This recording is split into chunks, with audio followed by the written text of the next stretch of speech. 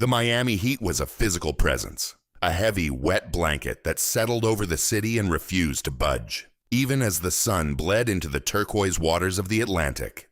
In the heart of Brickell, the city's gleaming financial and residential district, the air conditioning in the penthouse apartment worked overtime, humming a low, constant drone against the backdrop of the city's ceaseless symphony. For Jade Hollis, the sound was a lullaby of wealth, a testament to her success. The floor-to-ceiling windows offered a panoramic view of the glittering skyline, but her eyes were glued to the smaller glowing screen in her hand. She was live streaming, her face a mask of practiced indignation. Her hair was immaculate, her makeup flawless, even as she projected an aura of a woman in crisis. "Can you believe it?" she said, her voice a high, brittle note, carrying over the expensive speakers built into the condo's walls. "I call my ex-husband Marcus. I call him because I am genuinely scared. You know, scared. And what does he do? He sends me to voicemail and then texts me to call 911. The audacity. After everything I went through with him, the years I gave him." Her viewers flooded the comments, a mix of heart emojis, words of support, and the occasional dissenting voice. The "niggas ain't shit" chorus was loud and clear.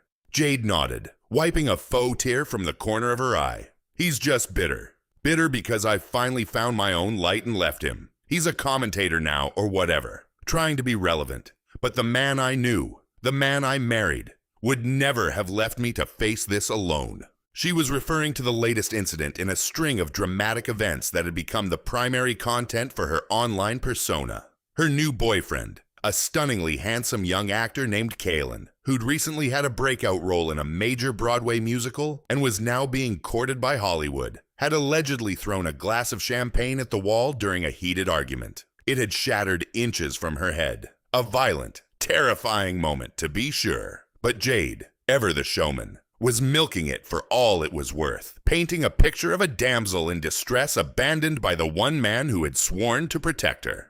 In her narrative, Marcus was the villain, the source of her past misery, a man she had to fight tooth and nail to get what she was owed. His 7-year career with the Miami Heat had been lucrative, his 2 championship rings worth a fortune on their own.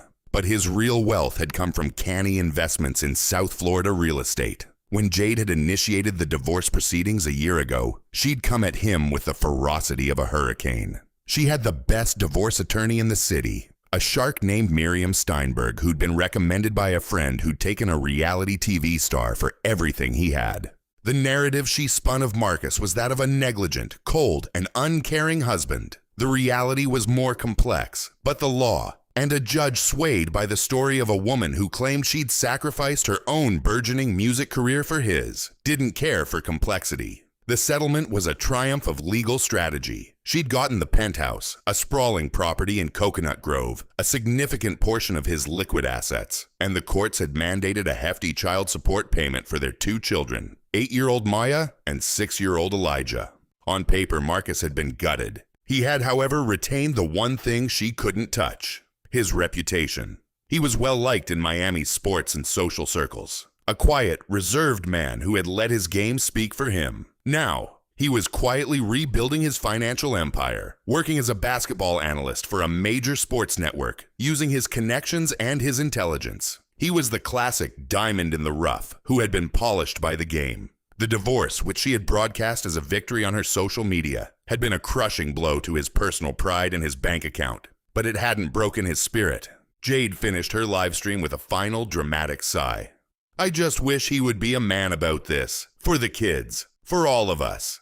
She ended the broadcast and the screen went dark, leaving her alone with the hum of the AC and the distant view of a city that seemed to care less about her problems by the minute. She tossed her phone onto the plush white sofa and stalked to the kitchen, pouring herself a glass of a very expensive Sauvignon Blanc. The opulence of her surroundings felt hollow. The walls were adorned with modern art she didn't understand. The furniture was cold and angular, and the silence was a stark contrast to the chaos of her online life. The incident with Kalen had been terrifying. He was gorgeous, charming, and impossibly young. He was also volatile, prone to dark moods and childish outbursts. She'd been trying to hold on to him, to mold him into a suitable accessory, but he was slipping through her fingers. He saw her as an older woman with connections and a bank account, a stepping stone to bigger things, and he resented her for it. Her phone buzzed. A text from Kalen. It was a picture of him with a group of friends. Another beautiful young woman draped over his shoulder. The caption read, "Chilling.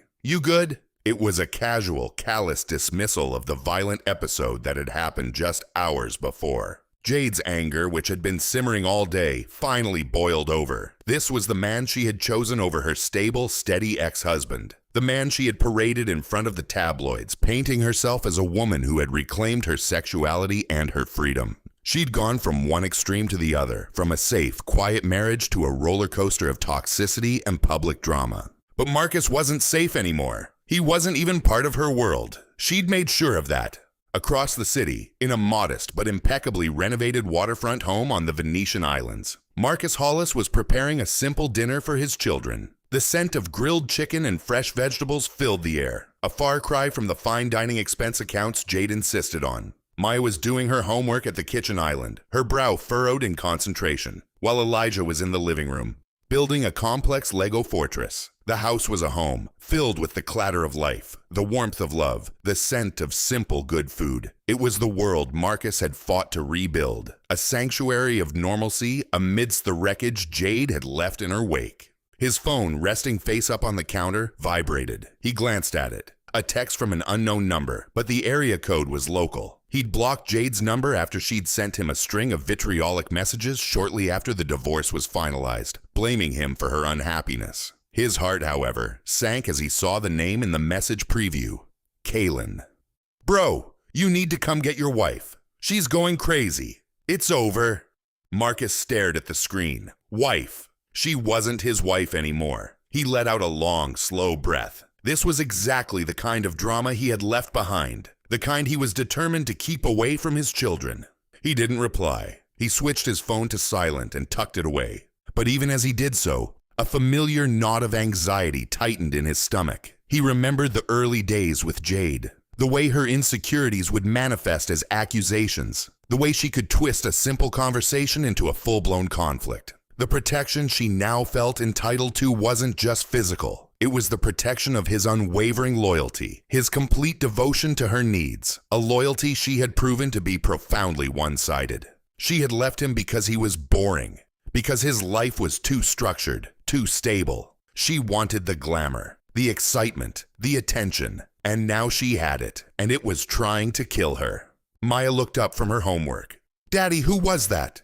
"No one, sweetie," he said, forcing a smile. "Just a wrong number. What are you learning?" "Fractions," she said, her face lighting up.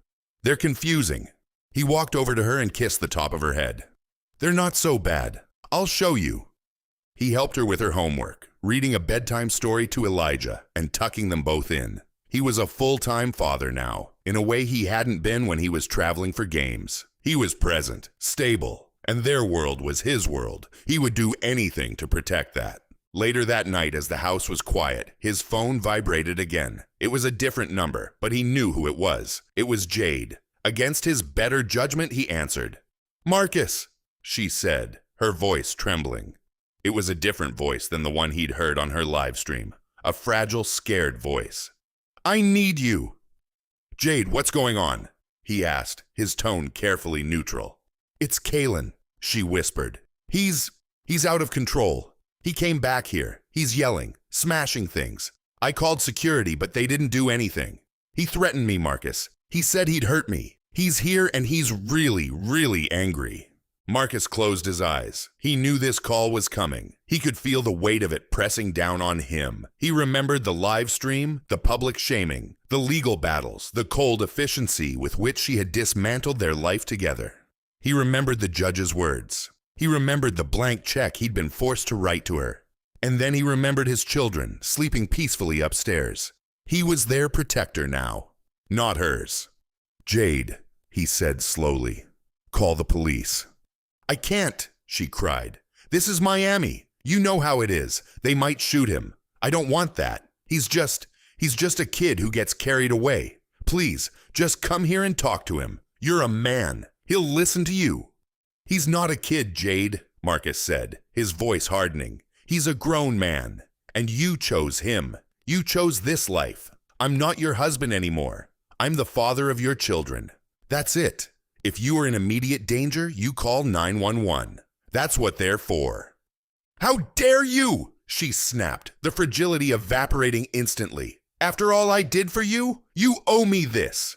"I don't owe you anything," Marcus said, his voice quiet, controlled. "The courts decided what I owe you. You took more than what was fair, and I gave it to you because I wanted peace. I gave you peace. Now I am asking you to give me the same. Don't call me again for this."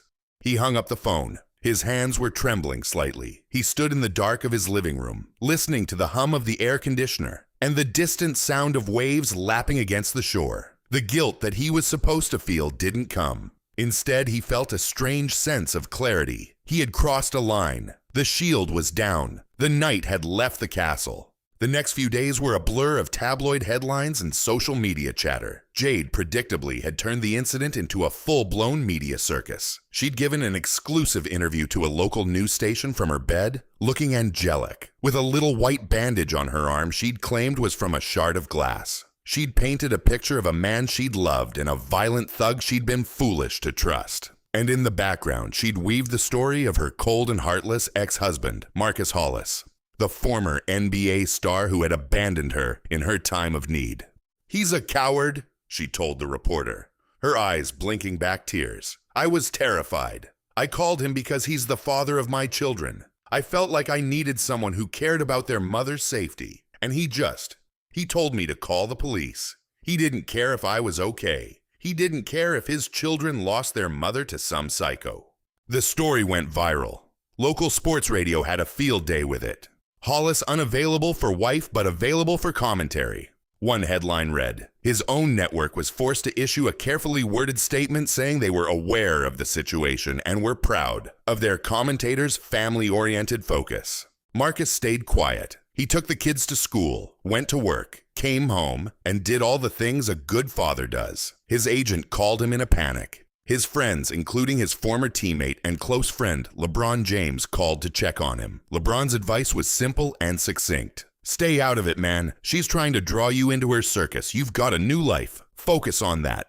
But Marcus knew it wasn't that simple. This was the mother of his children. No matter what she did or what she said, that was a bond that couldn't be severed. He watched the news coverage with Maya and Elijah, shielding them from the worst of it. But he knew they would see the headlines and hear the whispers at school. He was trying to protect them from a fire that was being stoked by their own mother. That evening, 2 days after the interview, the situation took a more sinister turn. Marcus received a phone call from the Miami-Dade Police Department. They informed him that Kaylin had been arrested at his apartment for assault and criminal mischief. The charges were serious, but they also told him that Jade, in a statement to the police, had named him as a potential threat, claiming that she feared for her life and that he, Marcus, had abandoned her. They were just following up, taking a statement. The audacity of it was breathtaking. The woman who'd taken his money, his pride, and his peace of mind was now attempting to implicate him in her own personal train wreck. The police officer on the other end of the line was professional, but Marcus could hear the unspoken question. Why didn't you go help her? He had to clear his name, for himself, and for his children. He spent the next week in a quiet, methodical state of crisis management. He hired a top-notch PR firm and a lawyer who specialized in defamation and high-conflict family matters. His team began the arduous task of documenting everything. Jade's live stream, her threats against him, the social media posts, the legal documents from the divorce. They built a profile of a woman who had a history of creating drama and then playing the victim. In a move that would come back to haunt Jade, she had posted a series of texts from Marcus on her social media, trying to prove how callous he had been. His team was able to retrieve the full context of the conversation. The previous text from Kaylin, her own escalating hysteria, his polite and firm refusal to involve himself in her domestic dispute. They had a time-stamped receipt of his sole piece of advice: call the police.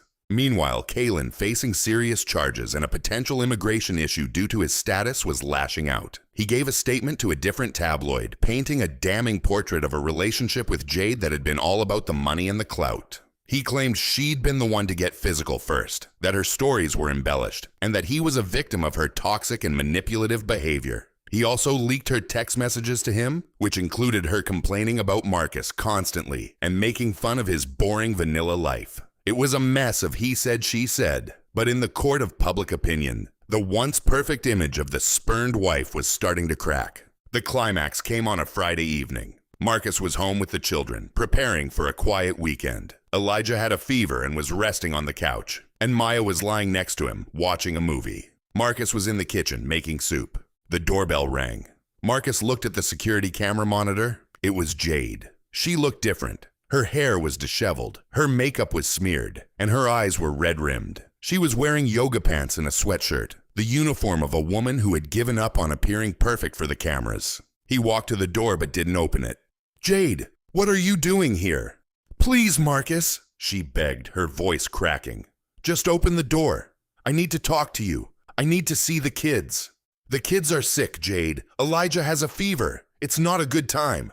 "I don't care," she sobbed. "I need to see them. I need to see you. The police. They took my statement. They're looking at me. Kaylin is saying all these terrible things. The press is turning on me. You're the only person who can help me. You're the only one who knows the truth."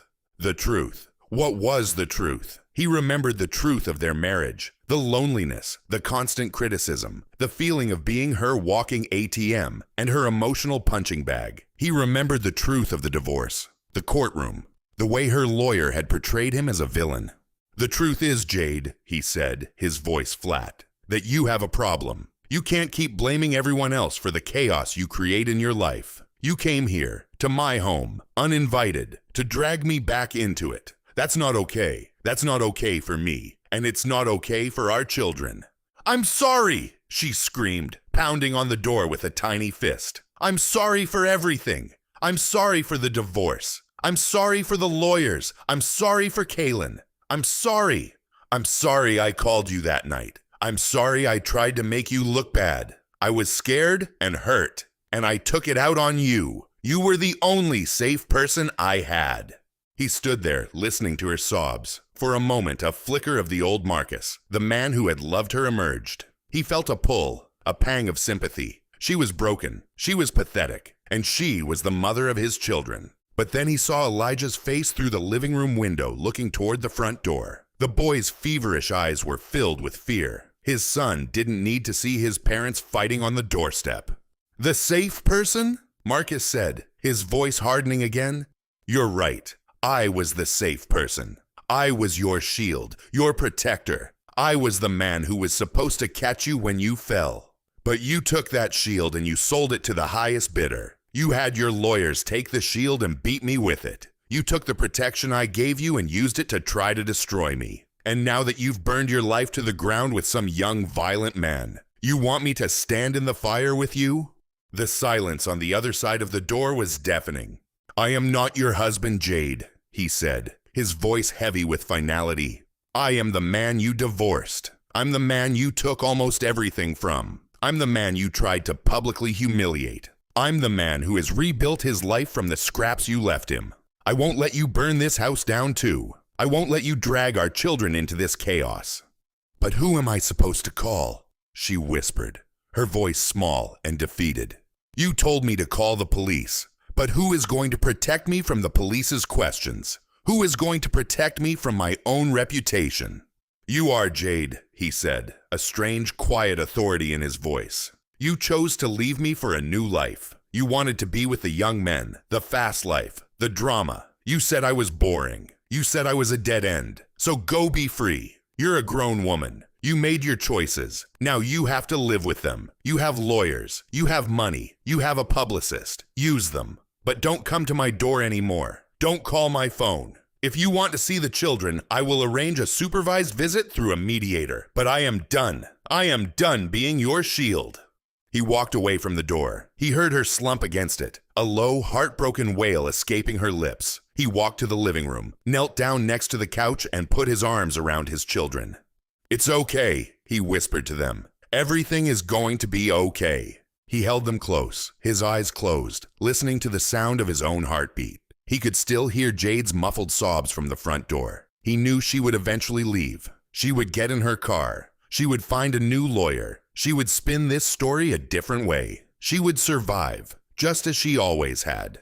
But he also knew that the line in the sand was drawn. The story of the woman who felt entitled to the protection of the man she'd destroyed was a tale as old as time. It was a story of consequences, of choices, of the bitter, inescapable truth that you cannot burn down a bridge and then demand to use it to cross a river. Marcus had a new purpose now. It wasn't to be a basketball star, or to be a commentator, or to be a husband. It was to be a father, a protector, a steady presence in the lives of his children. He wasn't Jade's shield anymore. He was their castle. And while he would defend his castle with his life, the woman who had tried to dismantle it brick by brick would never be welcomed back inside. He listened to the sound of her car starting, the tires squealing as she sped off into the Miami night. He looked at the city lights twinkling in the distance. It was a beautiful, chaotic city. A city that never slept. A city that promised redemption and destruction in equal measure. And in that moment, Marcus Hollis, the quiet man from the rough streets of Cleveland, knew he had finally found his place in it. He was free. He was home. And he owed that woman nothing.